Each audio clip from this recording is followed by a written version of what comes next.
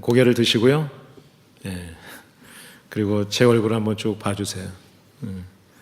제 눈이 제 위치에 그대로 있나요? 제 코는 어떻습니까? 제대로 붙어 있어요? 제 입은 어때요? 제 자리를 잘 지키고 있는 것 같습니까?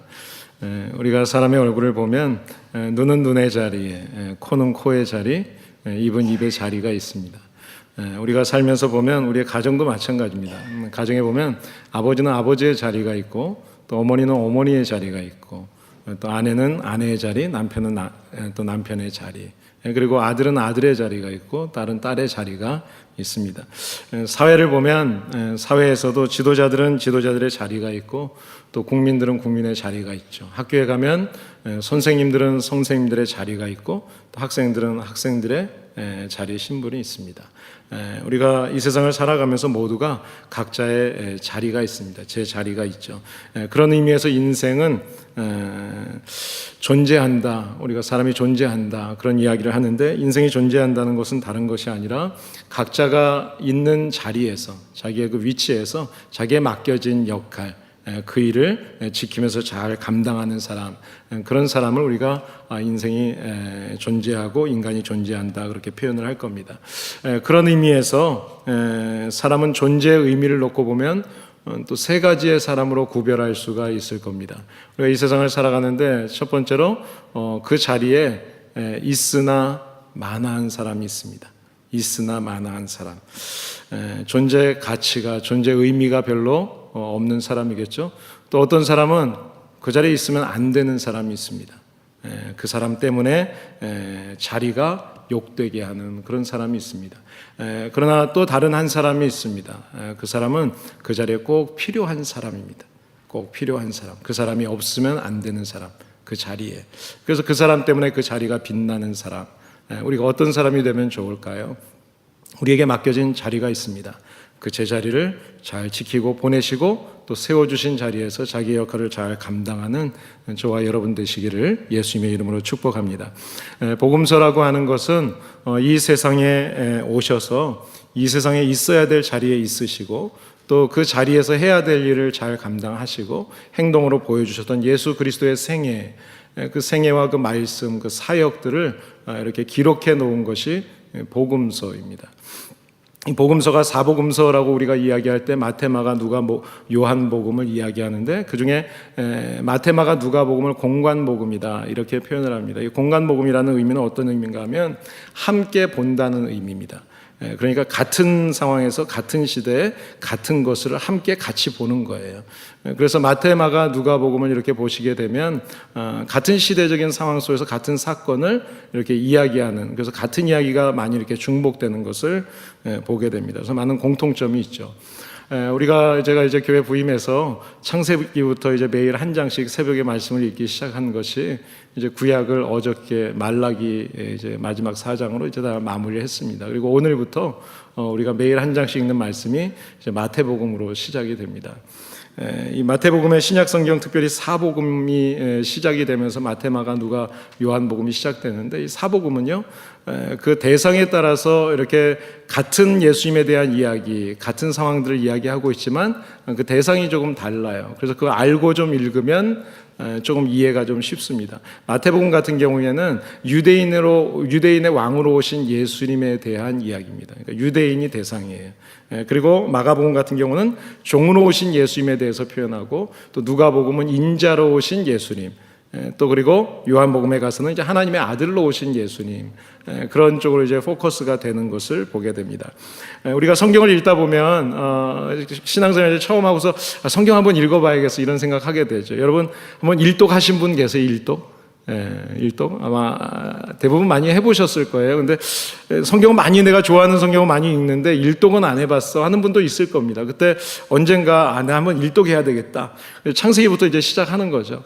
근데 창세기부터 이렇게 읽다 보면 처음에 신앙생활 막 시작하고서 내용이 어떤 때 보면은 좀 황당한 것 같고, 뭐 천지창조도 뭐 좀 과학적이지 않은 것 같고, 이상하고, 뭐 이렇게 성막에 대해서 얘기하고, 뭐 죄에 대해서 이야기하고, 마지막까지 계속 가면서 이제 그런 이야기를 보다 보면 지루하기도 하고, 같은 이야기가 또 있는 것 같고, 중간에 그냥 끊어. 그리고 특별히 이제 레위기에서 사람들이 많이 스탑을 해요.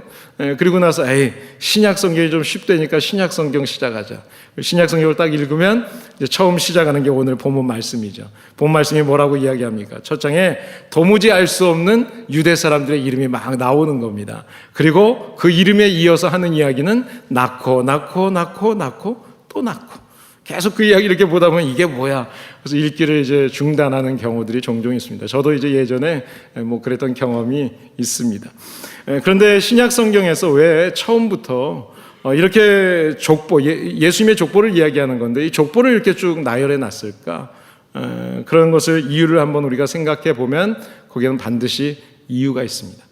이 사복음서 중에서 구약 성경을 가장 많이 인용한 성경이 바로 마태복음입니다. 마태복음에 보시게 되면 구약 성경에서의 비유라든지 숫자라든지 또는 어떤 사건, 상징, 또 유대인들의 전통, 이런 역사 이런 것에 대해서 상당히 많은 부분 기록이 되어 있습니다. 특히 마태복음의 특징 중에 하나가 오늘 1장 22절에 보면 이런 표현을 하는데요. 주께서 선지자로 하신 말씀을 이루려 함이다. 이런 표현을 써요. 하나님께서 선지자를 통해서 하셨던 말씀을 이루어지게 하려 합니다. 이게 계속해서 반복됩니다. 16번 정도 나오는데요. 이룬다, 성취한다라는 말이 이 마태복음에서 유독 많이 사용되는 동사입니다. 이 말은 왜 그런가 하면 지금 이스라엘 백성들에게 지금 예수님께서 이 땅에 오신 그 이유를 설명하는 거예요. 자, 그런데 예수님이 이 땅에 오신 것이 아무런 근거도 없이 그냥 오신 것이 아니라 우연이 아니라 구약 성경에서 하나님이 말씀하시고 예언되고 지금까지 오던 그 사건이 실질적으로 예수 그리스도가 오셔서 증명됐다는 것을 보여주고 싶은 거예요. 그러니까 이 마태복음이라고 하는 것은 예언의 성취라는 것을 이야기하는 겁니다. 왜 무엇 때문에 구약의 예언이 이렇게 성취됐다는 것을 꼭 증명하라고 이런 표현을 썼을까? 왜냐하면 서두에 말씀드린 것처럼 대상이 유대인들이에요. 그러니까 유대인들은 메시아가 오기를 기다렸습니다. 그리고 기다렸던 메시아, 구약에서 예언되었던 메시아가 예수 그리스도로 오셨는데 그 예수 그리스도를 인정하고 받아들이지 않았어요. 그러니까 그들에게 이분이 진짜 예수 그리스도다, 메시아다. 그래서 너희들이 그들을 믿고 예수님을 믿고 구원받아야 된다라는 것을 전해주기 위해서 이것을 족보에 넣어서 맨 앞에 넣어서 설명하고 있는 것입니다. 창세기 3장 15절에 보시면 이런 말씀을 하죠. 여인의 후손은 뱀의 후손의 머리를 부수고 그리고 뱀의 후손은 여인의 후손의 발꿈치를 상하게 한다 그래요. 여러분 발꿈치하고 머리하고는 상대가 안 되죠. 그 이야기를 했어요. 자, 그런데 이제 여기 여인의 후손 이런 이야기가 나오는데요. 모든 사람들은 사실은 다 남자의 후손입니다. 남자의 후손입니다. 남자를 알지 못하고 세상에 나오는 사람은 없어요. 그런데 유일하게 오직 예수님만 남자를 알지 못하는 여인을 통해서 성령으로 인해서 잉태되었습니다.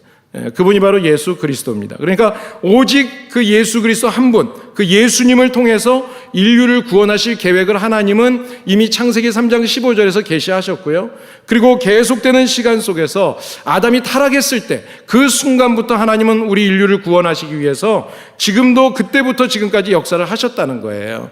그래서 아브라함을 세우셔서 믿음의 종족을 만드시고 그리고 언약의 백성 위에 다윗 왕을 세우셔서 오실 메시아, 왕 중의 왕이 오실 것을 계시해 주셨습니다. 그리고 때가 되셨을 때 이제 예수 그리스도가 오셨다는 겁니다. 언약의 성취자요, 유대한 왕이시고 유대인들의 왕이시고 또 구원의 메시아다라는 것을 분명하게 전해주기 위해서 지금 이 마태복음에서 족보를 기록하고 있는 겁니다.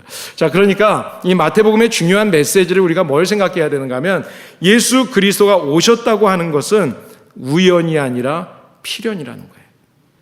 예수 그리스도가 오신 것은 역사적으로 하나님이 말씀하시고 계시하시고 실제로 오셨다는 거예요. 그래서 아브라함에게 주신 하나님의 언약의 성취이기도 하고 그리고 다윗에게 약속하신 그 영원한 왕, 그분이 바로 예수 그리스도가, 이것이 바로 마태복음의 족보 안에 숨겨져 있는 의미입니다. 그러니까 처음에 좀 족보가 좀 나오더라도요, 좀 답답해도 좀 읽으시고요.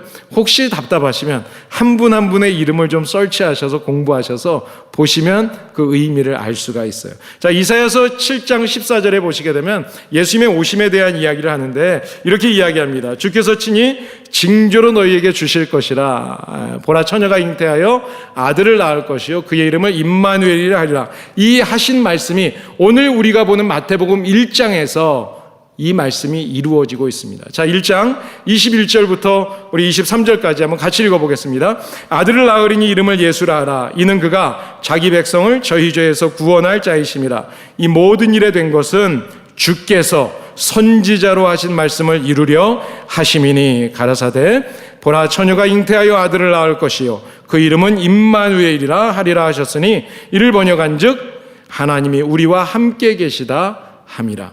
아멘. 예, 여러분, 임마누엘이라고 하는 것은 여러분 아시는 것처럼 하나님이 우리와 함께 하신다라는 뜻을 갖고 있습니다. 자, 그러니까 본래 하나님이신 분이 이 땅에 사람의 몸으로 인간으로 오셔서 우리 인간들과 함께 계속 같이 계신다는 거예요. 함께 하신다. 이게 하나님이 예수 그리스도를 통해서 임마누엘을 우리에게 이야기하시는 거예요. 자, 우리를 구속해 주시기 위해서 2000년 전에 예수님이 이 땅에 오셨습니다. 그리고 그 예수님은 지금도 우리 성령을 통해서 우리와 함께 하시면서 우리의 삶을 동행하시고 지키시고 보호해 주시고 인도해 주십니다. 여러분 믿으십니까? 여러분 정말 믿으세요? 그렇다면 여러분 혹시 지금 사는데 좀 힘드세요? 견디기 어려운 문제가 지금 여러분 앞에 있습니까? 건강 때문에 감당할 수 없는 힘든 일이 있습니까? 여러분 불안하세요? 아무것도 걱정하지 마세요. 낙심하지 마세요. 왜냐하면 하나님 우리를 창조하시고 우리를 아들이다 딸이다 부르시고 너희들을 고아와 같이 버려두지 않겠다고 이야기하세요. 이사야서 41장에는 너희는 나의 종이다 내가 택겠다 말씀하시고 종들은 마음에 안 들면 내쫓죠. 팔면 돼요 다시. 그런데 하나님은 그러지 않으셨어요. 내가 버리지 않겠고 끝까지 너희와 함께 하겠다. 너를 붙잡아주고 오른손으로 강한 오른손으로 붙잡아 주시겠다. 할렐루야. 믿으십니까? 그래요. 그 하나님이 우리와 함께 하신다면 무엇이 두렵겠어요? 무엇이 걱정할 일이 있어요? 걱정할 필요가 없다는 것입니다. 나는 너의 하나님이라 약속하신 그 하나님의 약속을 분명히 신뢰하시기를 예수님의 이름으로 축복합니다. 그래요. 하나님은 메시아를 약속하셨어요. 그리고 그 메시아가 이 땅에 오셨습니다. 자, 그런데요, 그 메시아에 대한 이야기를 오늘 지금 1장에서부터 하고 있는 거예요. 자, 그렇다면 오늘 1장 속에서 우리가 분명하게도 깨달을 몇 가지 일이 있습니다. 그것은 이 이름 속에서 하나님이 우리에게 가르쳐 주시는 교훈의 메시지예요. 어떤 건가 하면 우리가 예수 그리스도를 믿는다면 우리 믿는 사람은 어떻게 살아야 되느냐 하는 문제입니다. 그 문제에서 첫 번째는 차별의 문제를 이야기하는 겁니다. 사람을 차별하지 말라는 거예요. 여러분 우리가 종종 보면 사람들 누구 이렇게 보고 뭐 외모 보고 이렇게 입은 거 뭐 차 이런 거 보고 좀 판단하지 않으세요? 교회에서도 종종 보면 어떤 차를 타고 오는지 뭐 옷을 깔끔하게 잘 입고 오는지 좀 흐름하게 입고 오는지 이런 거 가지고 사람을 판단하는 분들이 종종 있어요. 오늘 본문 1절에 이렇게 이야기합니다. 아브라함과 다윗의 자손 예수 그리스도의 세계라 이렇게 얘기했어요. 세계라는 말은 족보라는 이야기입니다. 지금 신약 성경 첫 장에서 나오는 이 족보 속에 보게 되면 아주 중요한 특별한 것들이 있습니다. 그게 뭔가 하면 이 족보에 4명의 여자의 이름이 등장을 합니다. 3절에 보시면 다말이라는 여자가 나오고요. 5절에 보시면 라합과 룻이라는 여인이 나오고 6절에 보면 밧세바라는 여인의 이름이 나옵니다. 복음서가 기록될 당시에 남녀, 직업, 인종 여기엔 분명하게 차별이 있었습니다. 그래서 여자들은요, 뭐 족보에 들어가는 것은 마찬가지고 뭐 법적인 권리 이런 것도 아무것도 없었어요. 여자라는 존재를 인정해 남자들이 기도할 때 뭐라고 기도했는가 하면 그 역사에 근거해 있는 책에 의하면 이렇게 이야기해요. 하나님 내가 여자로 태어나지 않은 것을 감사합니다. 이렇게 기도를 했다 그래요. 그럴 수도 있죠. 여자들이 그렇게 인정을 받지 못했단 말이죠. 그런데 이 3절에 나오고 있는 이 여인들을 보게 되면 이 여인들의 백그라운드가 가관입니다. 기생도 있고요, 이방 여인도 있고요, 간통죄를 범했던 여인도 있습니다. 그런데 바로 이런 여인들의 이름이 지금 예수님의 족보에 기록이 되고 있는 거예요. 이 기록을 보게 되면 하나님께서 남녀 차별, 인종의 차별, 가진 것과 못 가진 것의 차별, 상황의 차별 이런 차별을 전혀 하지 않으셨다는 것을 우리가 알 수가 있습니다. 여러분, 지금도 복음이 들어가지 않은 나라들에 보면 여자들이 구속되어서 이렇게 많이 살죠. 얼굴을 가리고 살기도 하고요. 여자들의 지위를 인정하지 않습니다. 그런데 복음이 들어간 나라들을 이렇게 보게 되면 여성들의 인권을 존중해 주죠. 그래서 사는 모습도 많이 다릅니다. 복음이 들어가면 그곳에는 여자의 지위가 높여지면서 여자들뿐만 아니라 그 가족이 같이 행복해지는 거예요. 여러분, 가정생활에서 남편과 아내가 서로 존중하면 행복한 가정이 됩니다. 믿으십니까? 믿으세요. 나이 드신 분들이, 옛날 분들은 나는, 우리 시대는, 그리고 남자들이 좀 안 바뀌죠. 그래서 우리 한국 자녀들이요, 여자애들한테 야, 너 한국 남자하고 결혼했으면 좋겠어 그러면 아이들이 어릴 때부터 그게 부담이 돼요. 제가 청년사역을 오래 했잖아요. 그래서 자기가 보니까 우리 아버지도 가부장적인데 요즘 한국 남자 2세들 봐도 쟤도 좀 비슷한데 내가 쟤하고 어떻게 사나. 그래서 결혼이 늦어지는 애들이 많아요. 여러분이 한국에 데려오지 마 그러지 말고 스스로가 잘하시면 그러면 아이들이 당연히 한국 남자하고 결혼하죠. 여러분, 우리 문제가 가정에 이렇게 보게 되면 이 많은 가정의 문제들은요, 대부분 남편들이 아내를 무시하면서 생깁니다. 남편들이 아내를 무시하는 가정이 불행한 가정이 많아요. 요즘에는 제 친구들도 이제 제가 50대 이제 중반이 되니까 벌써 회사에서 이제 명예 퇴직되고 뭐 이러는 친구들이 이제 좀 생기기 시작했어요. 그런데 여러분, 벌써 이제 아직 할 일이 많은데, 젊은데 얼마나 답답하겠어요. 그런데 집에서 이제 그 나이에 밥을 3끼를 얻어먹고 있으니까 요즘에는요, 남편이 아니라 아내가 조기 은퇴한 이 삼식이들한테 엄청나게 구박하고 무시한다는 이야기를 종종 우리가 뉴스로 듣죠. 여러분, 무시하지 마세요. 서로 존중하고 사랑해야 합니다. 자, 가진 것이 없는 것 가지고도 우리는 차별하죠. 가졌고 못 가졌고. 요새는 많이 가진 사람들에 대해서도 우리가 함부로 합니다. 저 사람 분명히 뒤로 뭔가 챙겼을 거야. 하도 그런 뉴스들을 많이 듣다 보니까. 그렇지만 열심히 노력해서 열심히 최선을 다해서 그래서 부를 누리는 사람들이 있습니다. 그리고 그 가진 것을 또 이웃들을 위해서 바르게 잘 선용하면서 사용하는 분들도 있습니다.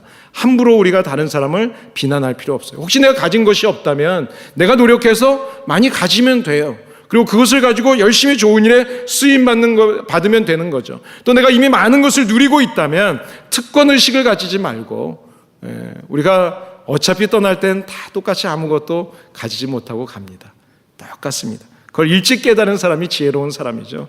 그렇다면 나의 삶의 방식과 태도와 또 삶의 모습 다르다 할지라도, 어떤 모습이 있다 할지라도 그것 때문에 사람을 차별하고 나누는 것이 아니라 겸손하게 함께 서로 사랑하면서 인정하고 존귀하게 여기시는 그런 성도들 가정 되시기를 예수님의 이름으로 축복합니다. 자, 두 번째로 여기서 또 하나 배울 것이 있습니다. 그것은 뭔가 하면 과거를 용납하라는 겁니다. 여러분, 당시에 그 유대인들이 이렇게 싫어하고 경멸했던 사람이 있어요. 그 사람이 누군가 하면 여러분 잘 아시는 것처럼 세리입니다. 세리 그러면 우리가 한국 사람들은 좀 이해하기가 쉬워요. 일제시대 때 일본 사람들 앞잡이를 했던 친일파들, 그런 사람들 우리가 아주 경멸하고 싫어하죠. 그런 사람들이 세리였어요. 그래서 그 당시에 뭐 이렇게 그 근거 있는 책들에 보면은 뭐 소경 같은 경우에도 이런 어떤 세리들이 뭐 이렇게 구걸을 할 때 이렇게 돈을 주면 그 돈은 집어 던졌다는 거예요. 안 받았다는 거예요. 그 정도로 무시했다는 거죠. 그런데 그런 유대인들이 세리보다 더 경멸하고 무시했던 사람이 있어요. 그런 사람이 누군가 하면 바로 창녀입니다. 창녀. 그런데 주님의 족보에는 여리고의 이방인 창녀였던 라합이라는 여인의 이름이 기록이 됩니다. 그뿐만 아니라 그 사람들이 개처럼 취급했던 가나안 출신의 여인, 이방 여인 룻도 기록이 되죠. 다말이라고 하는 여인은 시아버지 사이에서 아이를 낳죠. 여러분, 우리아의 아내 밧세바, 다윗과 동침해서 아이를 낳게 됩니다. 남편은 전쟁터에 가 있는데, 여러분, 이런 사람들, 여러분의 족보에 만약에 이런 사람 이름을 써야 된다면 여러분 쓰고 싶겠어요? 아마 어떻게 해서든지 슬쩍 빼버리고 감추고 싶겠죠. 그런데 마태는 예수님의 족보에 이런 사람들의 이름을 기록해 놓았습니다. 왜 그랬을까요? 하나님께서는 이렇게 연약하고, 이렇게 어떤 면에서는 탐욕스럽고 간음하고 죄가 많은 우리의 인간의 역사 속에, 내 삶 속에 들어오셔서 우리의 부끄러운 역사를 바꾸어 주시는 분이에요. 내 과거를 들추어내서 그것을 가지고 비난하는 것이 아니라 하나님께서는 창녀도 용납하시고 세리도 용납하시고 지역적으로도 직업적으로도 사람의 어떤 과거도 하나님은 다 용납하시는 거예요. 우리가 처음에 찬양했던 것처럼. 그래요. 예수님이 이 땅에 오셔서 죄인들의 친구가 되어주셨습니다. 세리와 창녀의 친구가 되어주셨고요. 우리가 묶여 있었던 과거의 차가운 그 사슬에부터 하나님은 다 예수님이 다 끊어주셨습니다. 바로 여기에 하나님의 은혜가 있는 것입니다. 바로 저와 여러분 모두가 동일한 것입니다. 이런 여인들은 족보에 넣었다. 이것을 생각하면 감사하다. 그래서 나 같은 사람도 이렇게 주님 앞에 설 수 있구나. 그래, 본문에 기록된 이런 여인들이 감사한 것은 그런 인생으로 끝난 것이 아니라는 거죠. 주님을 만나고 나서 그들의 인생이 새로운 인생으로 바뀌어졌다는 거예요. 그리고 예수님의 족보에 당당하게 올라가는 영광을 누리게 되었어요. 저와 여러분들이 이런 사람들이 되시기를 예수님의 이름으로 축복합니다. 자, 그래요. 우리의 과거 속에 어려운 일이 있었을 수 있어요. 불행한 과거가 있을 수 있어요.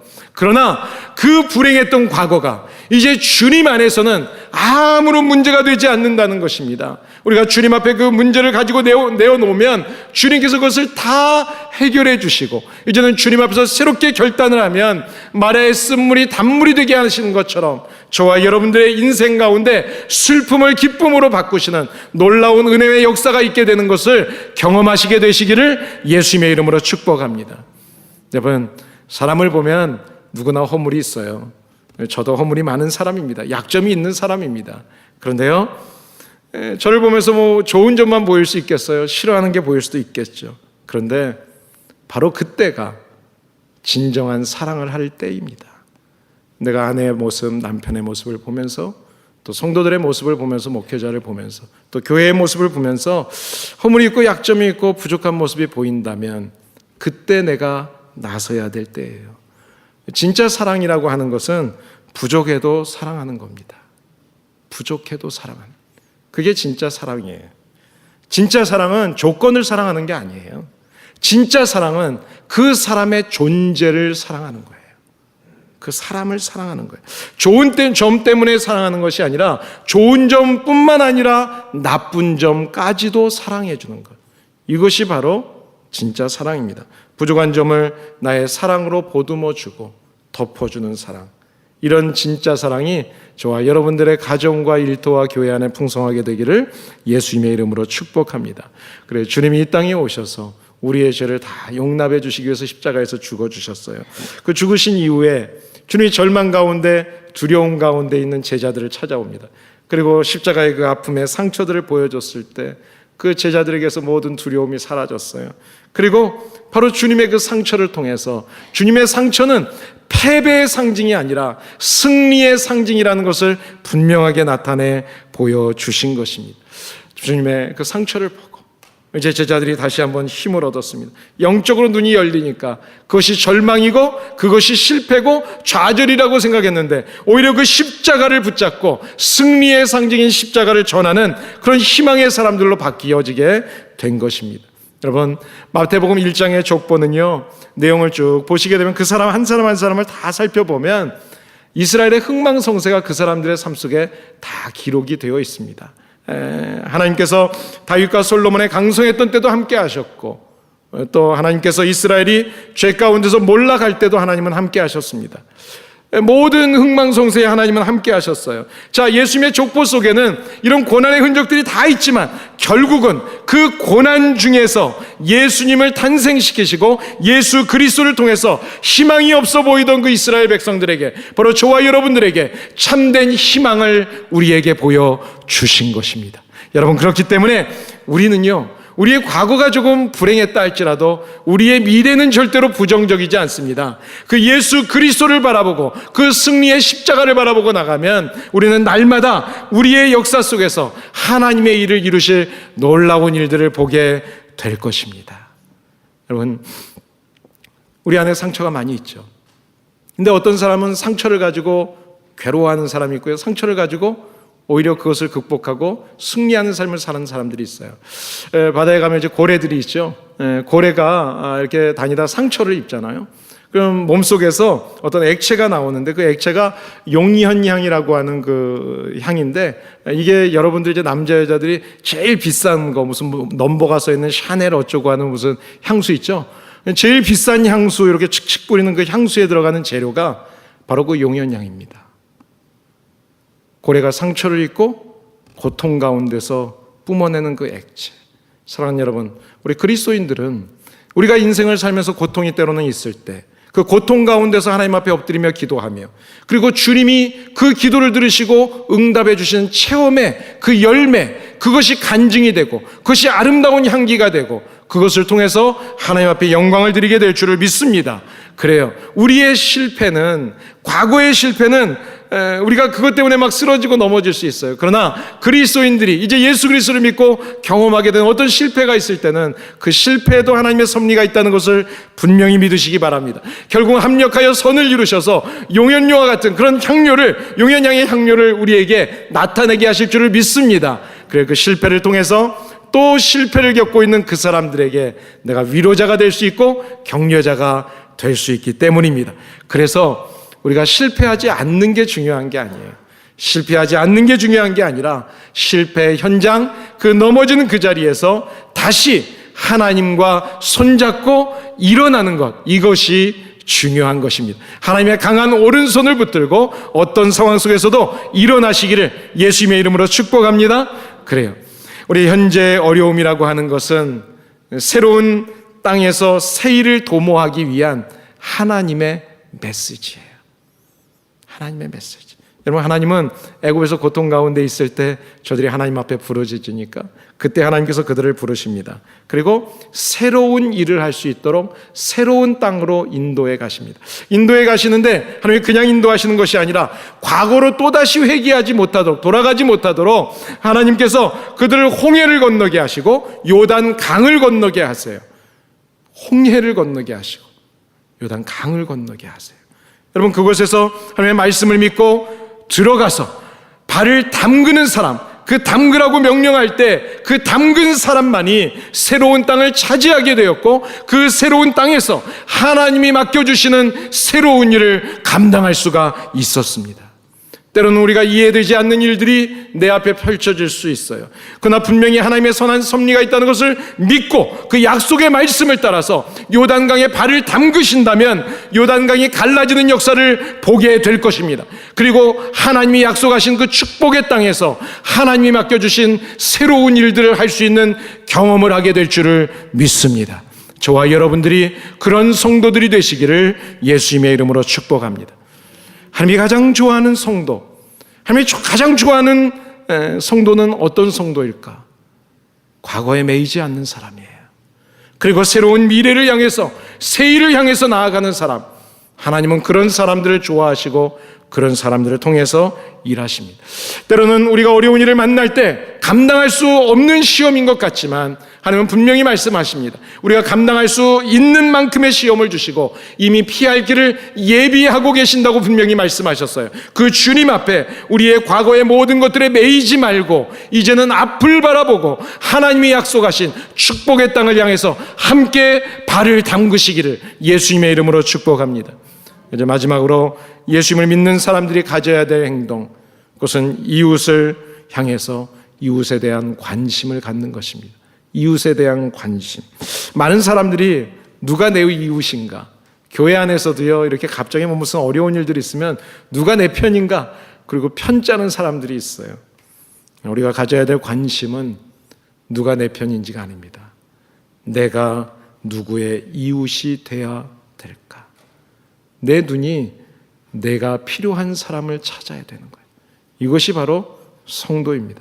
주님은 우리의 필요를 위해서 하나님의 뜻을 따라 이 땅에 오셨어요. 그리고 우리를 위해서 십자가에서 죽기까지 함께 주셨습니다. 여러분, 지금처럼 살기 힘들 때, 정말 너무너무 힘들다고 하는 이때 우리는 정말 연약한 사람들에게 관심을 가져야 됩니다. 그 연약한 사람들에게 관심을 갖는다는 것은요, 나보다 더 어려운 사람에게 관심을 갖는 걸 이야기하는 거예요. 나보다 어려운 사람, 그 사람에게 긍휼을 베풀어주고 사랑을 베풀어주는 것. 그렇게 할 때 하나님께서는 우리가 더 큰 우산이 될 수 있도록 우리에게 필요한 것을 채워주시고 많은 영혼들이 깃들일 수 있는 큰 나무가 되게 하실 줄을 믿습니다. 저와 여러분들이 그런 성도, 그런 가정, 우리 그런 교회 될 수 있었으면 참 좋겠습니다. 우리가 사랑이라고 하는 것은 말만 하는 것으로는 사랑이 아닙니다. 여러분, 노래는 부르지 않으면 노래가 아니에요. 그냥 악보죠. 우리가 노래를 부를 때 노래가 되는 거죠. 사랑이라고 하는 것은 우리가 행동으로 할 때 사랑이 되는 겁니다. 이웃을 실제적으로 돕는 것 중요한 것입니다. 목사님 제가 힘이 없어요. 우리 교회가 뭐 이 정도인데 그런 일까지 감당해야 됩니까? 아니요. 힘이 없다고 사명을 포기하면 안 돼요. 초대교회 모습을 보십시오. 초대교회 성도들은요, 대부분 상류층이 아니었습니다. 많은 것을 가지고 있었던 사람들이 아니에요. 그런데 정치력으로, 사회적으로 어떤 힘이 있었던 사람들이 아닌데도 불구하고 그 사람들은 가진 사람들을 보면서 불평하고 원망하지 않았어요. 오히려 내 눈에서 나보다 어려운 사람을 보기 시작했습니다. 어떻게 그렇게 됐을까요? 그것은 기도하는 가운데 성령님이 내 안에 계시니까, 예수님의 마음을 내 안에 품고 나니까 예수님이 보셨던 그 눈으로 이웃들을 보게 됐어요. 그러니까 나보다 나은 사람을 보고 원망하고 불평한 것이 아니라 나보다 가진 것이 없는 사람, 가난한 사람, 어려운 사람을 보면서 그분들을 위해서 내가 무엇을 해줘야 될까? 내 것을 팔아서 그들에게 도움을 줬다는 거죠. 그래서 초대교회가 부흥하게 됐어요. 그래서 그 역사의 현장 속에서 많은 사람들이 저들은 그리스도인들이구나 인정함을 받게 됐고, 훗날 로마로 복음이 증거되어지는 놀라운 역사를 이루게 되었습니다. 여러분이 있는 그 자리, 여러분의 가정과 일터와 우리 하나로 커뮤니티 교회에서 내가 해야 할 일이 무엇인지를 찾고 내가 누구를 도와야 줘야 될지, 어떤 사람이 나의 도움이 필요할지를 찾아서 그분들을 배려하고 위로하고 사랑하시기를 예수님의 이름으로 축복합니다. 이제 말씀을 마치겠습니다. 지금은 세상이 물질주의와 이기주의로 넘치고 있습니다. 세상만이 아니라 교회도 같은 모습이죠. 그것 때문에 교회들도 많은 몸살을 앓고 있습니다. 교회가 커졌고 사람이 많아졌다. 여러분, 그게 좋은 것 같으세요? 그렇게 자랑해봤자 아무것도 아닙니다. 전도하지 않고 선교하지 않고 계속해서 사랑하지 않으면 결국은 다 아무 소용없는 게 됩니다. 교인이 많은 게 자랑할 일이 아닙니다. 많은 목회자들이, 많은 성도들이 교회 큰 것 자랑하고 사람 많은 것 자랑하는데요, 사실은 바르게 사는 사람이 몇 명이 있는지가 중요한 거예요. 100년 전에 영국의 교회는 한국 교회 이상으로 영적인 엄청난 부흥을 이뤘었습니다. 그러나 지금 영국에 가보시면 교회마다 텅텅 비어 있습니다. 왜 교회들이, 목회자들이 타락하고 세상의 지탄을 받게 되었을까? 그것은 교회가 교회답지 않고 목사가 목사답지 않고 성도가 성도답지 않아서 그렇습니다. 교회가 교회답지 않고 성도가 성도답지 않으면 하나님이 허무십니다. 교회는 물질주의, 이기주의적인 가치관을 거부하고 세속적인 이런 부분들을 들어올 때 경계할 줄 알아야 돼요. 그리고 복음으로 개혁할 수 있어야 합니다. 우리가 교회의 잘못을, 개혁 이야기하면 교회의 잘못을 이야기하고 목회자 욕을 하고 어느 직분자들을 이야기하고 우리가 그런 이야기, 지적을 많이 하게 되죠. 근데 개혁이라고 하는 것은 먼저 나의 개혁입니다. 나로부터의 개혁입니다. 개혁이라고 하는 것은 시스템이나 어떤 제도로 하는 게 아닙니다.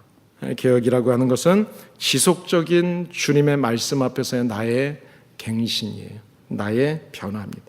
나를 돌아보지 않고 상대방의 모습을 보고 손가락질을 하기 시작하면 내 가정도 세상도 변하지 않습니다.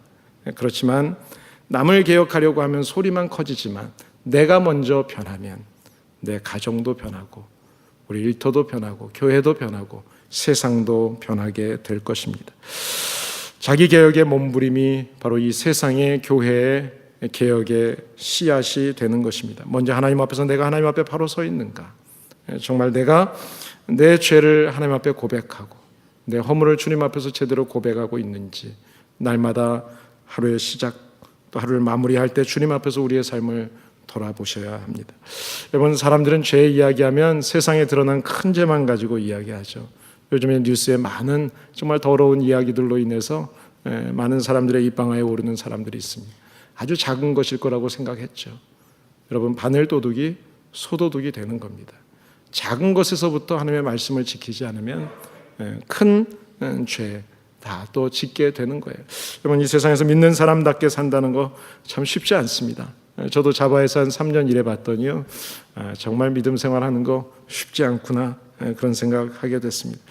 그렇지만 여러분, 세상에서 내가 출세 못하고 혹시 크게 기업을 성공시키지 못한다 할지라도 이 시대에서 정말 하나님 앞에서 부끄럽지 않게 사람들 앞에서 떳떳하게 사시기 바랍니다. 나는 그리스도입니다. 소금이 맛을 잃으면 땅에 던져서 버린다고 하셨습니다. 예수님이 이 땅에 오셔서 가장 먼저 하신 말씀입니다. 가장 먼저 산상수훈의 말씀을 하셨는데요, 그 말씀의 결론을 빛과 소금으로 정리하셨습니다. 소금이 맛을 잃으면 땅에 버려진다. 아무리 소금이 중요해도 녹지 않고 있는 소금은 아무런 의미 없는 있으나 마나한 소금입니다. 있으나 마나한 소금. 소금은 형체까지 없어져야 진짜 소금 맛을 내는 거죠. 그런데요, 소금은 녹으면 형체는 없어지지만 본질은 살아있죠. 본질은 살아있어요. 요새 맛을 잃은 성도들 때문에, 교인들 때문에 교회가 지탄을 받고 예수의 맛이 안 나고 있죠. 이것이 바로 오늘날 기독교의 본질적인 문제입니다. 그래서 주님은 이 세상에 오셨을 때 가장 먼저 그 이야기를 하시는 거예요. 여러분, 우리 2018년도 한번 결심합시다. 한번 따라할까요? 비겁하게 살지 말자. 변질되지 말자. 형체가 없어지도록 녹아지자. 그래요. 저와 여러분들이 그렇게 산다면 사회에서 죄를 전염시키는 있어서는 안 될 사람이 아니라 썩어져가는 세상을 변화시킬 수 있는 그런 맛을 내는 우리 소금과 같은 성도들이 될 줄을 믿습니다. 저와 여러분들이 그런 성도로 교회 안에서나 교회 밖에서 하나님의 자랑감이 되시기를 예수님의 이름으로 축복합니다. 기도하겠습니다. 이 시간 기도하실 때 오늘 말씀을 생각하시면서 기도하시기 바랍니다. 많은 사람들의 이름이 신약 성경 시작에 기록되어 있습니다. 시간이 되시면 여러분들이 한 분 한 분 공부해 보세요. 하나님이 그분들을 통해서 주시는 메시지, 그것은 다른 것이 아닙니다. 나 같은 사람을 통해서 하나님의 역사를 이루시기 위해 하나님은 오늘 예수 그리스도를 보내주셨고, 주님은 이 땅에 오셔서 우리를 위해 십자가에서 죽어주셨습니다. 그런데 우리는 작은 일에 분하고, 작은 일에 다투고, 작은 일에 넘어지고, 작은 일에 실수하고 하나님의 마음을 아프게 합니다. 하나님, 그렇지만 오늘 이 시간 다시 주님 앞에서 마음에 결심합니다. 이제 그 주님이 이 땅에 오신 이유를 깨닫고 또 주님의 뜻을 따라서 그렇게 살기를 원합니다. 하나님, 내가 변화되어서 우리 가정 변화되게 하시고, 하나님 우리 이웃들 변화되게 하시고, 우리 교회도 변화되고 정말 세상 사람들 앞에 정말 인정받는 그리스도인 되게 주시옵소서. 우리 다 같이 함께 같이 기도하겠습니다. 하나님 아버지, 은혜를 감사합니다. 주님, 저희들을 사랑하셔서 저희들을 위해서, 저희들을 진실하고 신실하고 거룩한 백성 되게 하시기 위해서 독생자를 보내어 주시기로 계획하시고 때가 되었을 때 보내주신 하나님, 그 예수님, 하나님의 사명을 가지고 이 땅에 오셔서 정말 우리들을 위해서 십자가에서 죽어주신 그 주님의 사랑, 저희들 기억합니다. 하나님, 저희들이 정말 사람들을 차별하지 않게 하여 주시고, 하나님 과거에 얽매이지 않게 하여 주시고, 이제는 이웃들을 이해하고 용납하고 사랑하는 사람들 되게 하여 주시옵소서. 하나님, 우리 하나로 커뮤니티 교회 안에 이런 사랑과 은혜가 충만하게 하여 주시고, 주님이 말씀하실 때 혹시라도 내 지금 상황이 이해되지 않는다 할지라도 주님의 말씀대로 정말 거룩함을 위해서 이 세상의 것을 포기하고 주님 말씀대로 나아갈 때, 하나님 정말 주님이 가라 하시는 곳에 발을 옮기고 그 요단강에 발을 내디딜 때, 그 거룩한 곳으로 나아갈 때 하나님이 우리들을 통해서 예비하신 그 축복의 길, 축복의 통로, 하나님 가나안 그 약속의 땅에서 우리들을 사용하시는 그 일에 저희들을 쓰임받게 하실 줄을 믿습니다. 우리 하나로 커뮤니티 교회 이곳에서 주님 이제까지도 쓰임받게 하셨습니다.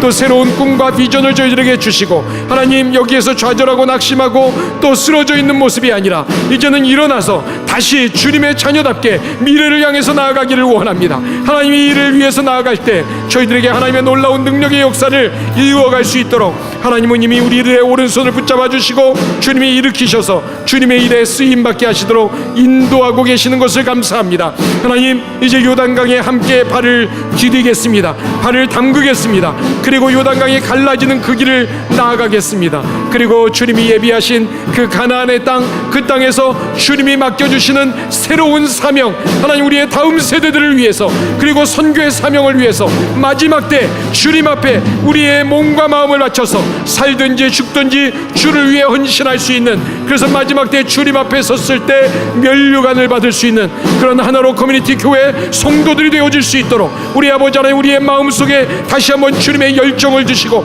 하나님의 사명을 깨닫게 하여 주시고, 하나님 이 일에 저희들이 한 마음이 되어서 하나가 되어서 주님의 목적을 향해서 나아갈 수 있는 교회 되게 하여 주시옵소서. 2018년도에 하나님이 약속하시고 하나님이 계획하신 일들을 우리가 함께 이루어내게 하여 주실 줄을 믿습니다. 하나님, 그 현장에 우리들이 함께하게 하여 주시고, 그리고 주님 앞에서 함께 찬양과 경배를 드리며 살아계신 하나님을 증거할 수 있는 기회가 되게 하여 주시옵소서. 실패로 넘어지고 쓰러지는 것이 아니라 실패가 우리에게는 새로운 도전이고 새로운 힘이고 새로운 길을 나아가라는 하나님의 음성이라는 것을 분명히 믿고, 이제는 저희들의 모습 속에 잘못된 모습들을 개혁하겠습니다. 나부터 개혁하고 나부터 새로워지고, 그리고 우리 모두가 하나가 되어서 주님의 거룩함으로, 주님의 신실하심으로, 진실하심으로 저희들이 온 세상을 변화시키는 빛과 소금 되겠습니다. 주님, 동행하시면서 우리가 살아갈 때 그 역할 감당할 수 있도록, 녹아질 수 있도록 도와주시옵소서. 예수님의 이름으로 기도드립니다. 아멘.